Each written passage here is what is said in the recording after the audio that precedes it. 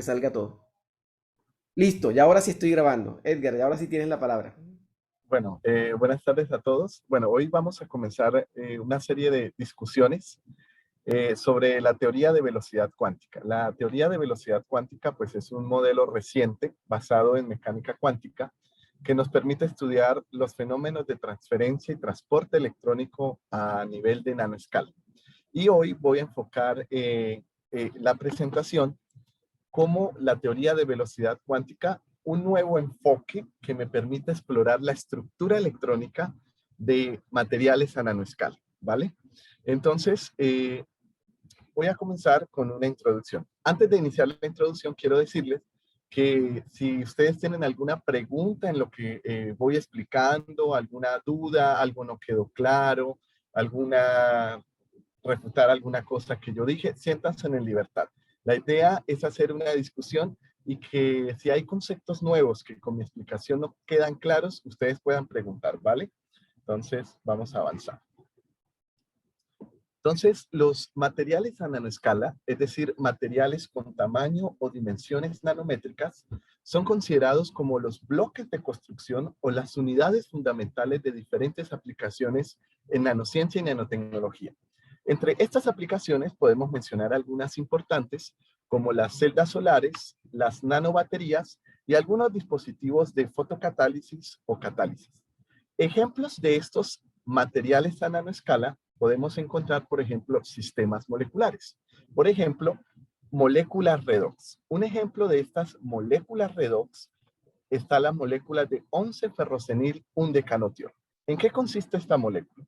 Esta molécula tiene un grupo tiol, un grupo azufre, hidrógeno en uno de sus extremos, tiene una cadena de 11 carbonos y en su otro extremo tiene una molécula de ferroceno.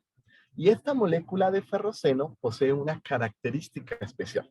Esta molécula de ferroceno posee procesos de oxidación y reducción reversibles. Esto va a ser una característica muy especial, como vamos a ver en el transcurso de la presentación. Y lo que vamos a ver es que a través de este extremo de la molécula, nosotros podemos ancorar la molécula a un electrodo metálico y cuando nosotros aplicamos un potencial adecuado sobre el electrodo, vamos a empezar a estudiar ese proceso de oxidación y reducción de la molécula, es decir, la dinámica de un electrón, de la molécula hacia el electrodo o del electrodo hacia la molécula. Y entonces esta dinámica electrónica es de gran interés en aplicaciones. Otro tipo de material a nanoescala a nivel molecular son las populares, hoy en día las populares moléculas pus-pus o moléculas que poseen unas características especiales. ¿En qué consisten estas características de este tipo de moléculas? Que estas moléculas tienen una parte que posee la propiedad de donar electrones y tiene otra parte que posee la propiedad de aceptar electrones. Y la parte donadora y la parte aceptora está comunicada electrónicamente por medio de un puente. En este caso, por ejemplo, en la molécula que les estoy presentando, tenemos como grupo donador un trifenilamina, como grupo aceptor electrónico, es decir, que recibe electrones, un ácido cianoacético, y estos dos grupos están comunicados electrónicamente por medio de un puente pi o por medio de un puente molecular, que en este caso sería oligotiofeno, que sería esta parte en negro. ¿Y qué acontece con este tipo de moléculas? Cuando yo aplico un potencial eléctrico, cuando perturba adecuadamente esta molécula eléctricamente, yo voy a observar una dinámica electrónica, es decir, una transferencia electrónica entre su parte donadora y su parte aceptora a través del puente pi. Entonces, estas moléculas son lo que se conoce como, es que olvidé la palabra en español, colorantes o moléculas orgánicas, por ejemplo, para la fabricación de celdas solares o pantallas LED. Bueno, otro tipo de sistemas a nanoescala muy interesantes son los puntos cuánticos. Podemos definir un punto cuántico como una nanopartícula semiconductora con dimensiones menores a 10 nanómetros. Y esta nanopartícula presenta lo que nosotros llamamos confinamiento cuántico en las tres dimensiones. Por ejemplo, En el caso del teluro de cadmio o el telurato de cadmio, en dimensiones por abajo de 6.6 nanómetros, sus portadores de carga, es decir, los electrones y los huecos en el material, empiezan a sentir confinamiento cuántico. Pues los puntos cuánticos son nanopartículas que presentan confinamiento en las 3 dimensiones. Y por lo tanto, como mencioné en el seminario pasado, estos puntos cuánticos poseen niveles, debido al confinamiento, sus niveles de energía son discretos, es decir, cuantizados. Y por último, un último ejemplo de un sistema a nanoescala muy popular es el grafeno o una monocamada de grafeno. Una monocapa de grafeno o el grafeno es una monocapa de átomos de carbono. O sea, imagínense una capa formada por solo una espesura de átomos de carbono. Y este material es el material de moda, es un material popular. Y otra característica de este material es que los átomos de carbono que conforman su estructura están organizados en una red hexagonal perfecta, simétrica.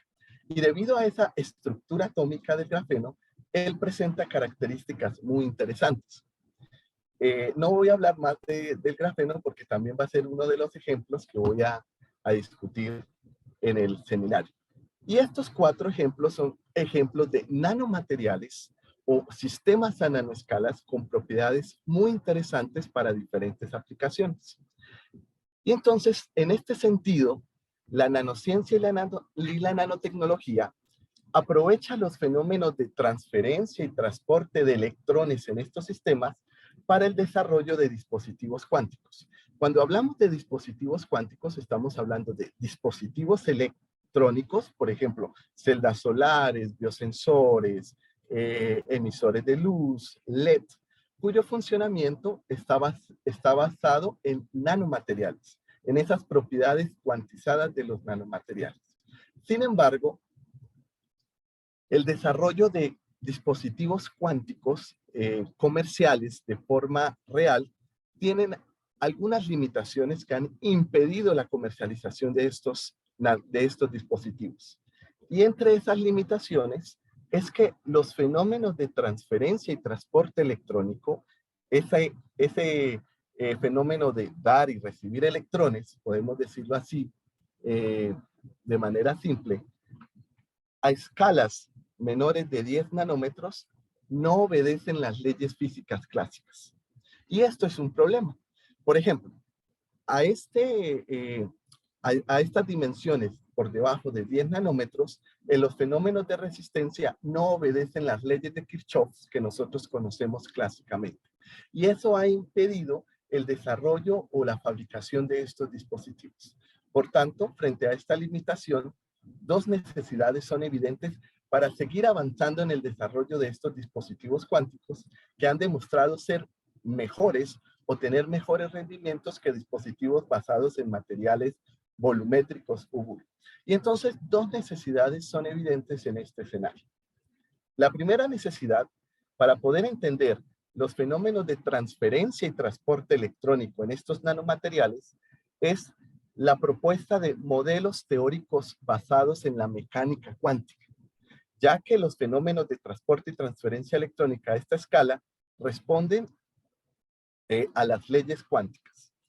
Y la segunda necesidad son técnicas experimentales o nuevas técnicas experimentales sencillas que nos permitan estudiar la estructura electrónica de estos nanomateriales, ya que es la estructura electrónica la que gobierna los fenómenos de transferencia y transporte electrónico en estos nanomateriales.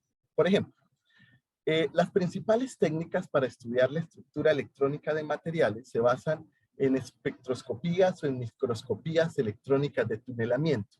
Más estas técnicas, si ustedes revisan un poco sobre estas técnicas, requieren equipamientos complejos, requieren personal entrenado para poder operar estos equipamientos y también requieren condiciones de alto vacío, de alto presiones, sí, de vacío y sí, condiciones de vacío, lo cual dificulta pues la aplicación práctica de estas técnicas. Entonces hay una necesidad de poder desarrollar técnicas experimentales que me permitan de manera sencilla poder estudiar la estructura electrónica de estos nanomateriales. Bueno, en este sentido, y aquí voy a ir más despacio, entonces diferentes modelos han sido propuestos para poder estudiar ese fenómeno de transferencia y transporte electrónico en nanomateriales. Entre esos modelos, hace poco tiempo, algunos años, fue propuesto un modelo mesoscópico. Este concepto de física mesoscópica o modelo mesoscópico es un concepto muy importante. ¿Qué es un sistema mesoscópico? Ok, un sistema mesoscópico es un sistema que es lo suficientemente pequeño para obedecer completamente las leyes clásicas, las leyes de la física clásica, pero es lo suficientemente grande para obedecer completamente las leyes cuánticas. Y por lo tanto, nosotros proponemos un modelo que considere tanto la contribución clásica como una contribución cuántica. Eso es un sistema mesoscópico. No obedece completamente a la física clásica, pero tampoco obedece completamente a la física cuántica. Por lo tanto, al estudiar sus propiedades, necesitamos considerar algunas contribuciones o consideraciones cuánticas y algunas contribuciones o consideraciones clásicas. En ese sentido, un modelo fue propuesto para estudiar estos fenómenos a nivel a nanoescala. Y este modelo se basa en la relación de tres propiedades, como ustedes lo están observando en las diapositivas. Tres propiedades, K, Y y C sub mu. Y vamos a ver en qué consisten cada una de estas tres propiedades. La primera propiedad es la G, que es la conductancia cuántica. Hoy solo voy a mencionar un poco sobre estas propiedades. Y esta conductancia cuántica, como ustedes pueden observar en la diapositiva, obedece a la formulación de Landauer de conductancia cuántica. La otra propiedad es la capacitancia electroquímica. Y como ustedes pueden observar en las diapositivas, esta capacitancia electroquímica puede ser definida como la combinación en serie de dos contribuciones capacitivas. Una contribución electrostática que está asociada a los fenómenos capacitivos clásicos que son que se refieren a la separación de carga debido a interacciones coulombicas, es decir, a la aplicación de un campo eléctrico. Por ejemplo, los fenómenos de doble capa eléctrica que estudiamos las semanas pasadas entran dentro de este fenómeno de capacitancia electrostática y tenemos otra contribución capacitiva que es la capacitancia cuántica. Esta capacitancia cuántica tiene una naturaleza diferente a la electrostática, puesto que esta capacitancia cuántica tiene que ver con los procesos de separación o acumulación de carga debido a la carga de estados de energía de un nanomaterial. Como mencioné la semana pasada, los nanomateriales tienen estados de energía disponibles para ser cargados y descargados. Y esta capacitancia cuántica está asociada con ese proceso de cargar y descargar estados cuánticos de sistemas a nanoescala. Y por último, tenemos la constante de velocidad de transferencia electrónica. Como estamos estudiando una dinámica electrónica, es decir, un electrón siendo transferido, transportado, existirá una propiedad relacionada con la cinética, es decir, con la velocidad de transferencia electrónica. Y la relación de estas tres propiedades es lo que gobierna los fenómenos de transferencia y transporte electrónico a nanoescala.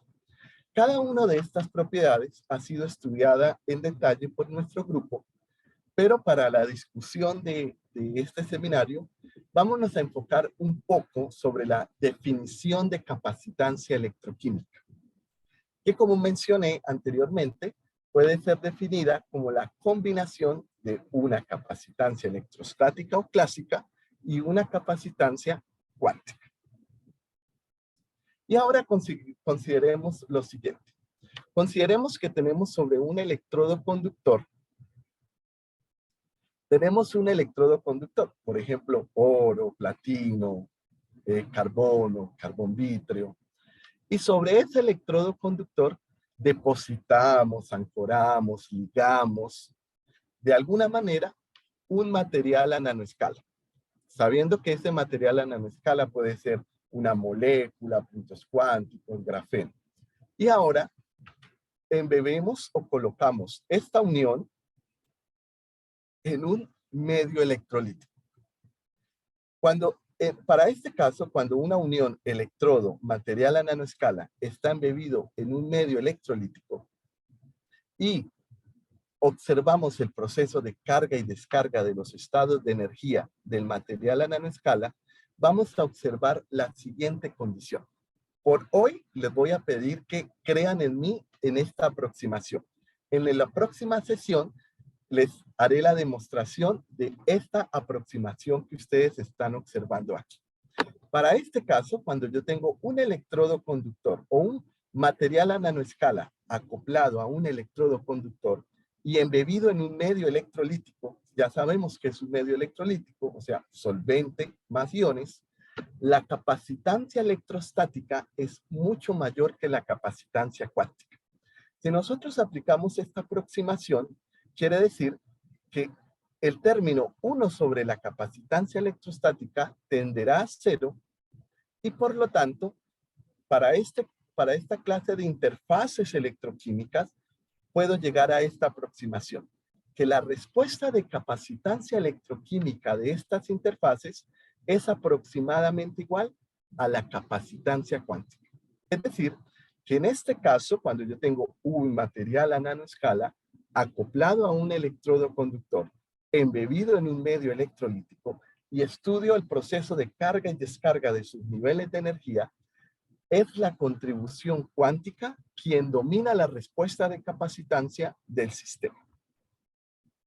Pregunto, ¿hasta aquí claro? ¿Hay alguna pregunta que quieran realizar hasta el momento? ¿Alguna duda? Por ahora todo claro. ¿Todo claro? Ok. Recuerden, chicos, si tienen alguna duda, no se queden con la duda, ¿vale? Pueden preguntar. Ok. Y entonces, por hoy les voy a pedir que me crean por fe en esta aproximación. Más en la próxima sesión haré la demostración de esta aproximación para este tipo de sistemas, ¿vale? Y entonces decimos en la ecuación 3 que la respuesta de capacitancia de este tipo de uniones, que es la contribución cuántica quien domina. Y por definición, la capacitancia cuántica es igual a la carga electrónica al cuadrado por dn de mu más. ¿Qué es dn de mu? dn de mu es la definición de la densidad de estados electrónicos, es decir, el número de estados por cada nivel de energía del sistema. Es la densidad de estados. Número de estados por cada nivel de energía del sistema. Y esta ecuación es muy importante porque ahora me está diciendo que si yo consigo medir experimentalmente la capacitancia cuántica de mi sistema, yo puedo accesar a su densidad de estados electrónicos. Y la función de densidad de estados electrónicos describe la estructura electrónica del nanomaterial, puesto que me está describiendo la relación entre el número de estados electrónicos de un sistema por cada nivel de energía. Y yo puedo realizar la medición experimental de la capacitancia cuántica del sistema por medio de espectroscopía de impedancia electroquímica, que como vamos a observar, es una técnica que se realiza en un laboratorio a temperatura ambiente, a presión atmosférica y de forma muy sencilla, a diferencia de otras técnicas de microscopía o espectroscópicas que necesitan condiciones no tan fáciles de tener. ¿Listo? Entonces, esta ecuación es muy importante para nosotros, chicos. Si nosotros conseguimos medir la respuesta de capacitancia cuántica, es decir, la capacitancia electroquímica del material a nanoescala, yo puedo accesar a su densidad de estados electrónicos, es decir, a su estructura electrónica del nanomaterial. Ok. ¿Y cómo realizo el estudio electroquímico de estos sistemas? Entonces, aquí voy a hacer un resumen o rápidamente voy a explicar las dos técnicas principales que aplicamos o las dos técnicas electroquímicas principales que aplicamos para estudiar la estructura electrónica de nanomateriales. Ok, primero vamos a definir o vamos a hablar que las mediciones electroquímicas son hechas en una celda de tres electrodos, donde tenemos un electrodo de trabajo que va a ser el electrodo conductor modificado con el nanomaterial. Ese es mi electrodo de trabajo. Es decir, el electrodo de trabajo es el electrodo donde ocurre el proceso de interés que estoy estudiando. Entonces, en este caso será el electrodo conductor modificado con el material a nanoescala. El segundo electrodo que tenemos en la célula electroquímica es el electrodo de referencia. El electrodo de referencia es un electrodo de potencial constante con respecto al cual voy a polarizar el electrodo de trabajo. Es decir, yo aplico una perturbación eléctrica al electrodo de trabajo con respecto al electrodo de referencia, ¿vale? Y por último tenemos el contraelectrodo, que es un electrodo cuya función es cerrar el circuito eléctrico. Es decir, ¿cómo va a ocurrir la transferencia electrónica? Bueno, entonces yo polarizo el electrodo de trabajo con respecto al electrodo de referencia y yo necesito que ocurra una transferencia electrónica en el circuito externo del sistema y entre el electrodo de trabajo y el contraelectrodo. Y algo muy importante es que si un proceso de oxidación está ocurriendo en el electrodo de trabajo, en el contraelectrodo ocurre el proceso contrario, es decir, un proceso de reducción. Entonces, esta es la configuración electroquímica general. Una celda de tres electrodos. Y una de las principales técnicas que utilizamos para estudiar la estructura electrónica de nanomateriales desde el punto de vista electroquímico es la voltamperometría cíclica. La voltamperometría cíclica consiste en aplicar una perturbación de potencial lineal cíclica sobre el electrodo de trabajo. Así, por ejemplo, mi perturbación consistirá en lo siguiente.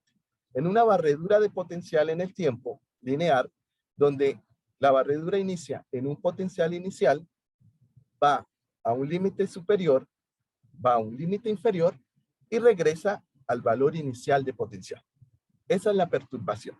Una perturbación de potencial lineal y cíclica.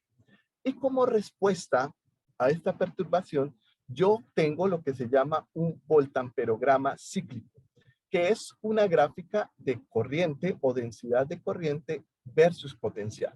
Y en este voltamperograma cíclico, yo puedo observar el comportamiento electroquímico del sistema. Es decir, yo puedo identificar tanto procesos de oxidación como procesos de reducción.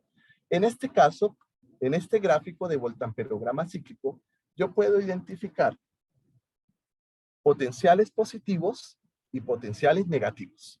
Y puedo identificar corrientes positivas que estarán asociados con procesos de oxidación, es decir, con procesos de pérdida de electrones, y corrientes negativas que estarán asociadas con procesos de reducción, es decir, con procesos de ganancias de electrones. Y entonces cuando yo tengo la respuesta voltamperométrica de mi sistema, yo puedo identificar tanto los procesos de oxidación como los procesos de reducción que acontecen en mi sistema o material a nanoescala. Y la otra técnica o la técnica principal que me permite estudiar la estructura electrónica es la espectroscopía de impedancia electroquímica. En la espectroscopía de impedancia electroquímica, la perturbación consiste, vamos a hablar de una perturbación potenciostática, la perturbación consiste en una señal sinusoidal de potencial dependiente del tiempo.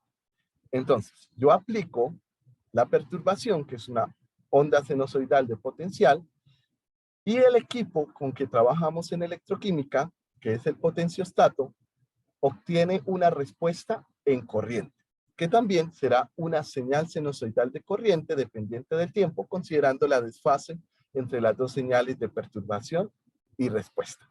Y el potenciostato posee un módulo FRA o un módulo que se encarga de convertir tanto la señal de perturbación y la señal de respuesta en la señal de impedancia compleja, ¿cierto? Sabemos que cuando hablamos de corriente alterna, es decir, de perturbaciones eléctricas dependientes del tiempo, hablamos de una señal compleja de impedancia. Y el equipamiento me permite obtener la respuesta. Si estamos hablando de una impedancia compleja, tendrá tanto una componente real y una componente imaginaria. Aclarando que tanto la componente imaginaria, la componente real y la componente imaginaria tendrán un significado físico. Más, cuando yo realizo mediciones de impedancia, el potenciostato me permite obtener la componente real y la componente imaginaria de la impedancia. Más, como vamos a ver más adelante en sesiones experimentales que realizaremos a futuro, cuando nosotros tenemos un nanomaterial acoplado a un electrodo conductor y estudiamos sus propiedades electroquímicamente, quien me da más información sobre la estructura electrónica del nanomaterial es otra función, y es la función de capacitancia compleja.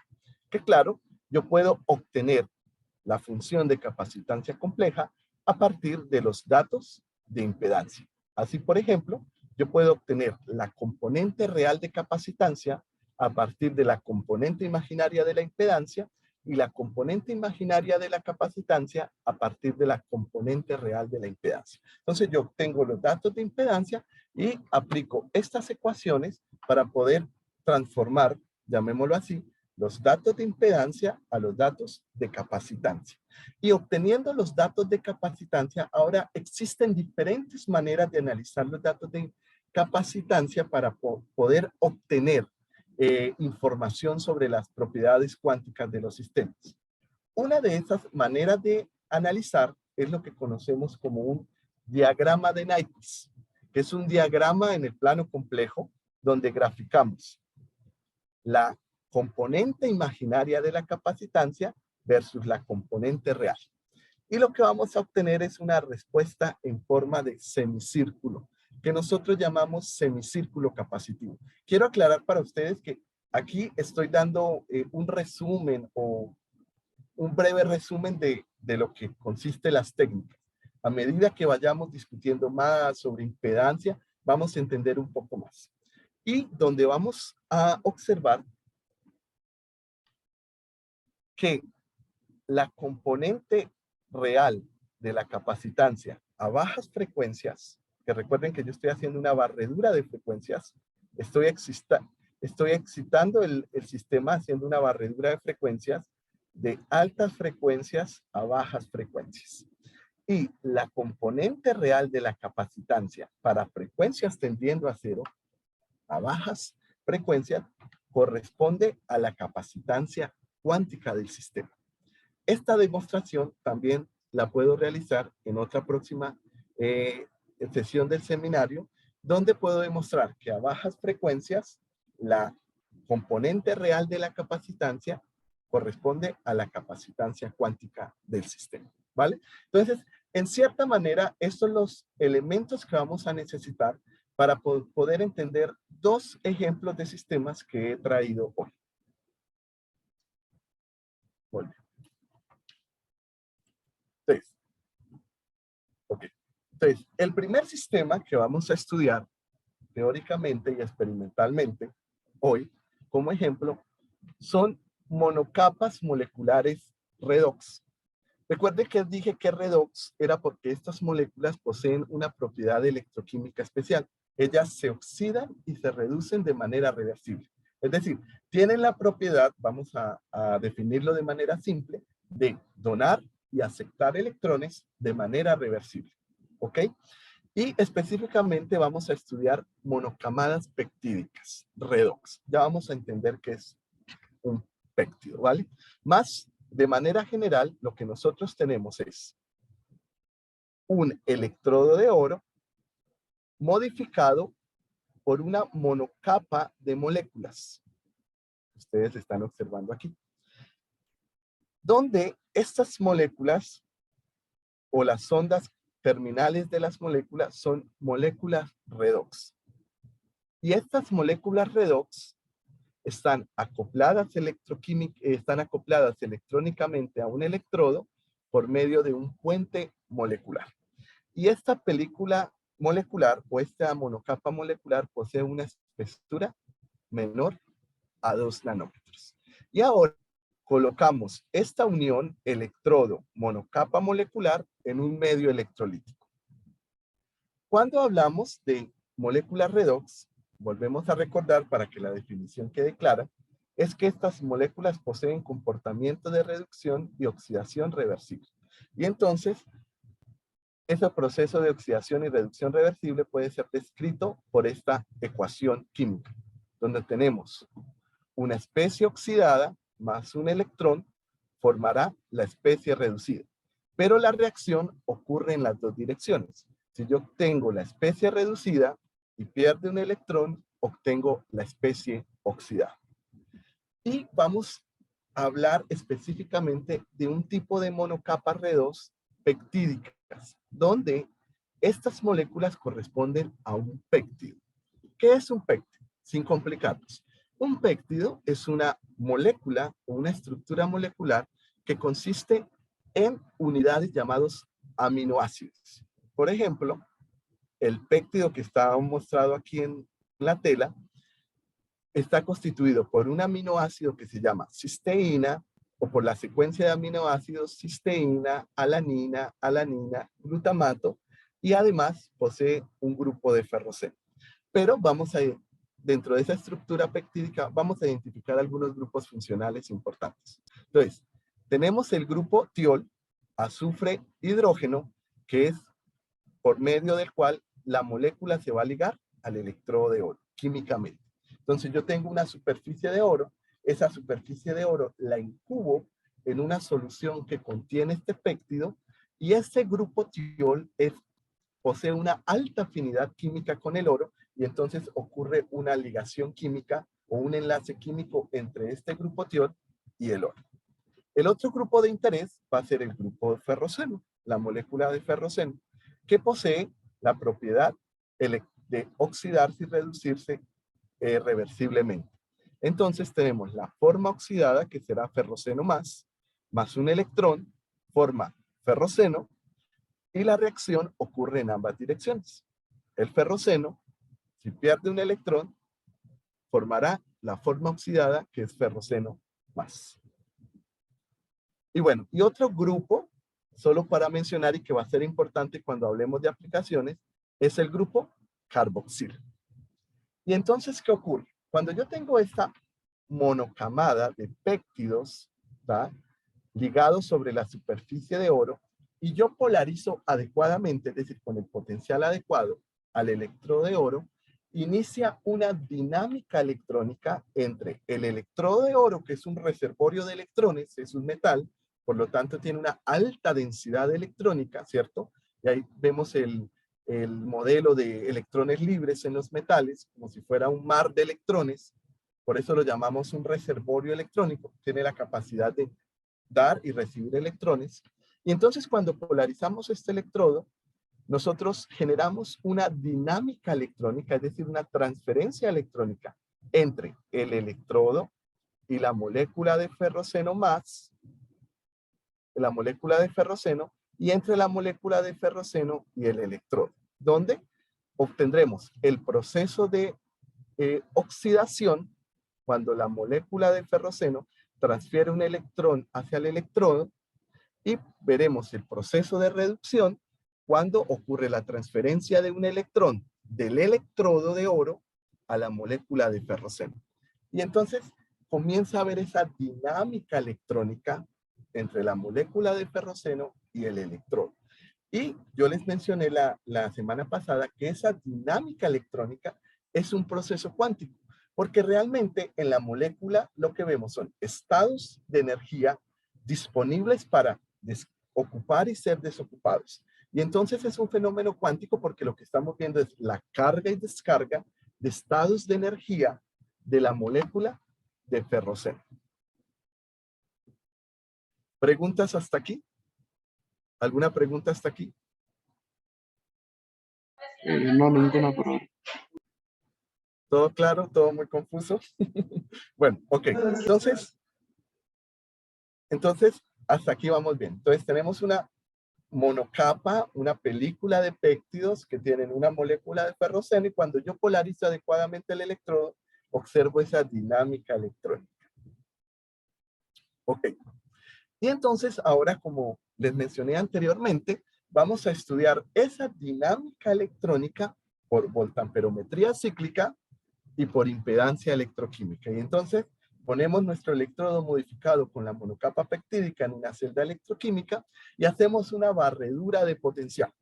Y como resultado de ese experimento, obtenemos un voltamperograma cíclico, que para la monocapa redox, peptídica redox, observamos esta respuesta voltamperométrica. Recuerden, corriente versus potencial. Pero, ¿qué significa? Bueno, nosotros aquí observamos una región de corriente aproximadamente cero y observamos dos picos de corriente, ¿cierto? ¿Qué significan o a qué corresponden estos picos de corriente? Bueno, pues estos picos de corriente, como yo les mencioné, las corrientes positivas estarán asociados con los procesos de oxidación de la molécula de ferroceno y el pico de corriente negativa está asociado al proceso de reducción de la molécula de ferroceno.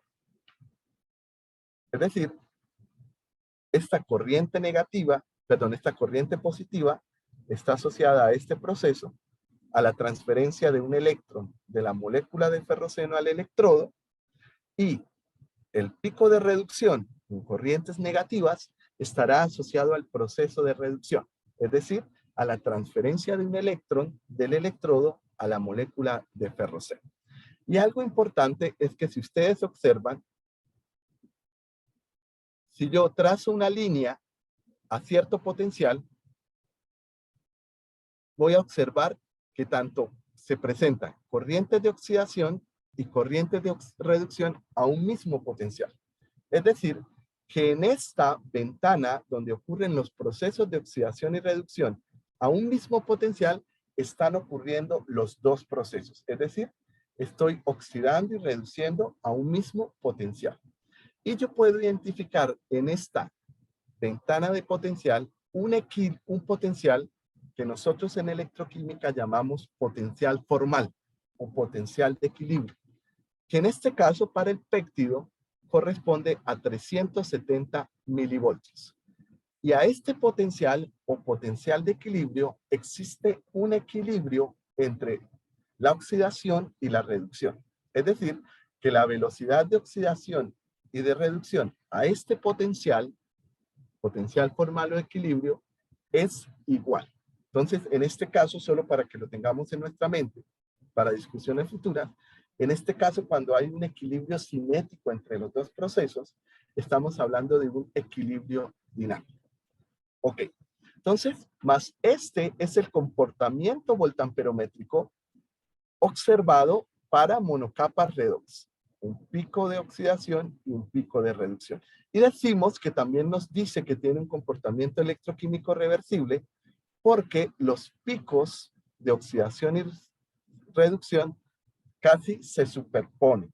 Entonces, hablamos de un proceso reversible si la separación entre los picos de oxidación y reducción en el voltamperograma es muy pequeña, aproximadamente 60 milivoltios. Si los picos están separados más de 60 milivoltios, ahí ya empezamos a hablar que existe alguna contribución de no reversibilidad en los procesos. Más en este caso, del péptido redox, observamos que los picos de oxidación y reducción están casi superpuestos. Es un proceso reversible. Y entonces nosotros ahora, a este potencial, donde hay un equilibrio entre los procesos de oxidación y reducción, realizamos mediciones de impedancia. Es decir, ese potencial va a ser nuestro potencial base de la perturbación sinusoidal y entonces obtenemos la respuesta capacitiva para este potencial, que como les mencioné, y ya voy cerrando por acá, observamos una respuesta de Nyquist, es decir, la componente imaginaria versus la componente real de capacitancia en forma de semicírculos.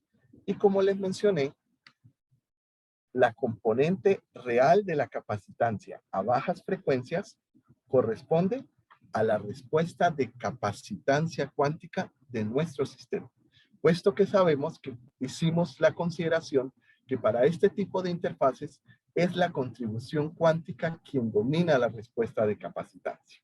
Pero como estamos haciendo una barredura en frecuencia, ¿cierto? Recuerden que vamos de altas frecuencias a bajas frecuencias, existirá una frecuencia asociada a este valor de capacitancia cuántica. Y si nosotros ahora tomamos ese valor de frecuencia de equilibrio y la fijamos, es decir, vamos a decirle al potenciostato, vamos a hacer mediciones de capacitancia a esta frecuencia fija, haciendo una barredura de potencial, vamos a obtener esta respuesta de capacitancia en función del potencial. Recuerden, tomamos la frecuencia asociada a esta capacitancia a bajas frecuencias, fijamos ese valor de frecuencia y le pedimos al potenciostato, al equipo, hacer mediciones de capacitancias en función del potencial. Y observamos esta respuesta de capacitancia en función del potencial.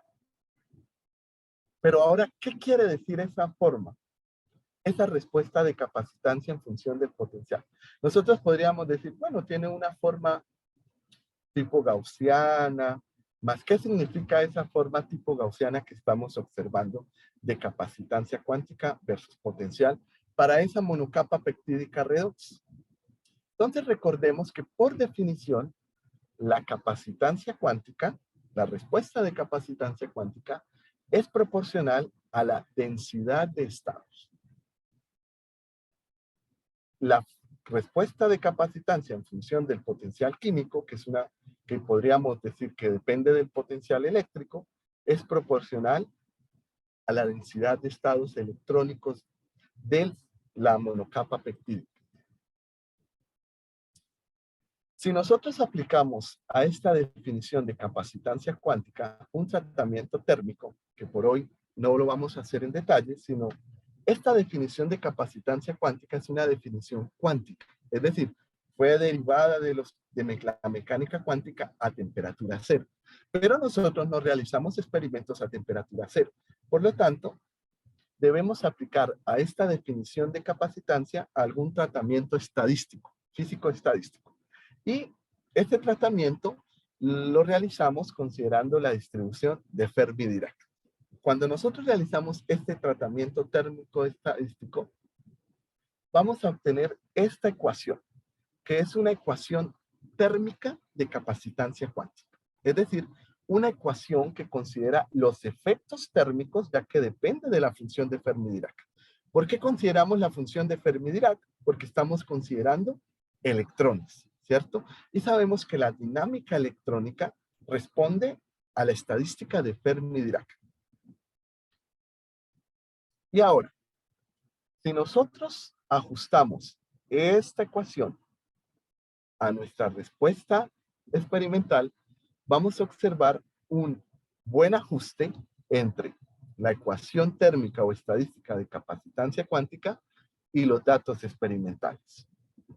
Y ya que esta definición de capacitancia cuántica es proporcional a la densidad de estados, quiere decir que esta respuesta tipo gaussiana de capacitancia cuántica que obtuvimos en función de obtuvimos en función del potencial corresponde a la función de densidad de estados electrónicos de la monocapa de peptídica redox. Es decir, esta es la función que describe la estructura electrónica de la monocapa redox. Si nosotros integramos, por ejemplo, esta gaussiana, vamos a encontrar el número de estados de energía o los números de estados cuánticos o energía de la molécula. Y entonces podemos observar cómo a partir de una medición electroquímica nosotros conseguimos accesar a la estructura electrónica, es decir, a la función de estados electrónicos de un nanomaterial, que en este caso fue una monocapa peptídica redox. Y solo un adelanto para la siguiente sesión, el otro ejemplo que les traía, bueno, ok, entonces corresponde a la función de densidad de estados de esta monocapa peptídica o de este péptido redox. Y bueno, y como un adelanto para la siguiente sesión, el otro ejemplo que les traigo es cuando nosotros tenemos un sustrato de silicio, dióxido de silicio, y sobre esto es formada o fabricada una monocapa de grafeno, es decir, un arreglo hexagonal perfecto de átomos de carbono, donde vamos a observar una dinámica electrónica diferente a la que estudiamos hoy en las monocapas redox. Más, por el momento voy a parar por aquí, que ya se nos va a acabar el tiempo de hoy. Quiero preguntar, ¿alguna duda, alguna pregunta? No, por ahora los conceptos están claros. Ya las ecuaciones sí tendría que repasarlas más porque pues apenas estamos viendo mecánica Claro, cuántica. claro, sí. Y bueno, y también esta presentación la voy a compartir desde ya en el grupo para que ustedes puedan estudiar las diapositivas y puedo compartir algunas referencias que ustedes pueden revisar. Ustedes pueden revisar los artículos que voy a compartir, las diapositivas y pueden anotar en una hoja, pueden anotar en un documento, en una hoja, las preguntas que tengan y pueden traerlas en el próximo seminario o me pueden escribir. Edgar, tengo algunas preguntas, estuve revisando el material o lo mejor sería aquí en el seminario para todos disipar las inquietudes que tengan.